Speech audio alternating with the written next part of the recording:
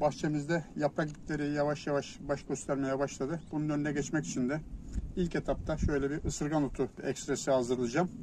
Bunun için gittim topladım bir demet. Bunları bu şekilde içerisine ağzına göre su dolduracağım. Bu şekilde 1-2 gün bekleteceğim.